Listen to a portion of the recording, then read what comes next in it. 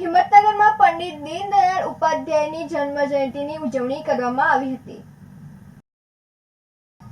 સાબરકાંઠા જિલ્લાના હિંમતનગર શહેરમાં ભારતીય જનસંઘના સંસ્થાપક અને ઉત્કૃષ્ટ સંગઠન કરતા પંડિત દીનદયાળ ઉપાધ્યાયની જન્મજયંતિની ઉજવણી કરવામાં આવી હતી, જેમાં હિંમતનગરના હડિયુલ પુલ છાપૈયા 4 રસ્તા પાસે પંડિત દીનદયાળ ઉપાધ્યાયની જન્મજયંતિની ઉજવણી કરી હતી, જેમાં ધારાસભ્ય, પાલિકા પ્રમુખ સહિત મહિલા મોરચા દ્વારા પંડિત દીનદયાળ ઉપાધ્યાયની પ્રતિમાને ફૂલ અર્પણ કર્યા હતા।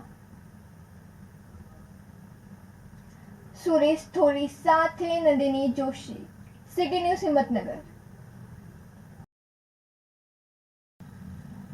અમદાવાદ ઉદયપુર નેશનલ હાઈવે પર ગમખ્વાર અકસ્માત સર્જાયો હતો, જેમાં 7ના ઘટના સ્થળે મોત અને 1 ગંભીર થતા સિવિલ હોસ્પિટલમાં ખસેડાયો હતો। અમદાવાદ ઉદયપુર નેશનલ હાઈવે 48 પર આજે વહેલી સવારે ગોજારો અકસ્માત સર્જાયો હતો।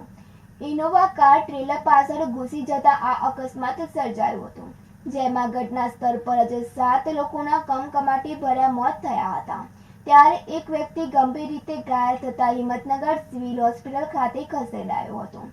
શામળાજીથી અમદાવાદ તરફ જઈ રહેલ આ કાર અકસ્માતનો ભોગ બની હતી, જેમાં ફાયર વિભાગ દ્વારા ગાડીને કાપીને 7 જેટલા મૃતદેહો 1.5 કલાક બાદ બહાર નીકાળવામાં આવ્યા હતા। અકસ્માતને પગલે કારનો કચ્છરદાન નીકળી જતા કારને ગ્રેડર વડે કાપવામાં આવી હતી।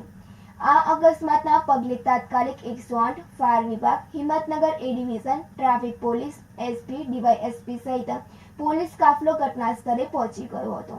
મળતી માહિતી અનુસાર આ તમામ લોકો અમદાવાદના છે, જે પૈકી એક ઘાયલ કે જે અમદાવાદના કુબેરનગરનો હોવાનું સામે આવ્યું હતું।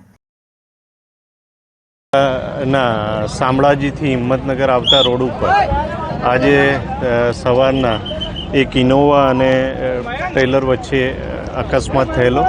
ઇનોવા ગાડી પાછળથી અથડાઈ ગયેલી, જેમાં સવાર જે વ્યક્તિઓ હતા એમાંથી એક ઈજા પામી છે, જે જીવિત છે, એ હની શંકરલાલ તોલવાણીને અત્યારે હોસ્પિટલ લઈ ગયા છે અને એની સારવાર ચાલુ છે। એ સિવાય જે અન્ય 7 વ્યક્તિઓ ગાડીમાં હતા તેઓના મરણ થયેલા છે અને આ તમામ રહેવાસી છે એ અમદાવાદના છે,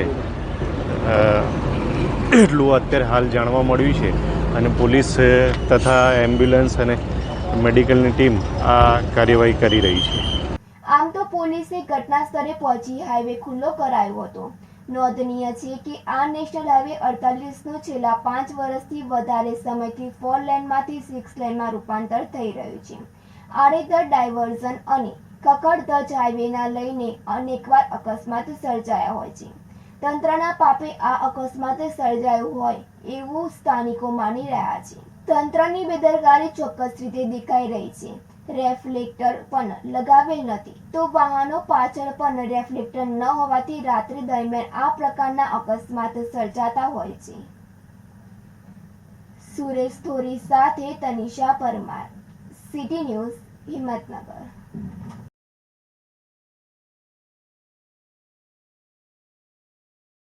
શામળાજી નેશનલ પર હાઈવે પર આજે વહેલી સવારથી જ ગમખ્વાર અકસ્માત સર્જાયો છે। જે પ્રકારે દ્રશ્યોમાં જોઈ શકાય કે આજે વહેલી સવારે ઇનોવા અને ટ્રેલર વચ્ચે અકસ્માત થયું હતું, જેમાં 7 લોકોના ઘટના સ્થળે પર મોત થયા હતા, ત્યારે એક વ્યક્તિને ગંભીર ઘાયલ હોવાના કારણે તેમને 108 મારફતે સિવિલ હોસ્પિટલ ખસેડવામાં આવ્યા છે। જે અત્યારે હાલ જોઈ શકાય કે અત્યારે હાલ તો જે ગાડીઓમાં લાશ ફસાઈ છે તે 108 અને ફાયર બ્રિગેડ દ્વારા તેમની કાઢવામાં આવી રહી છે। જ્યારે ઘટના સ્થળ ઉપર પોલીસ પહોંચીને આ ટ્રાફિકને અત્યારે હાલ તો હળવો કરવામાં આવ્યો છે।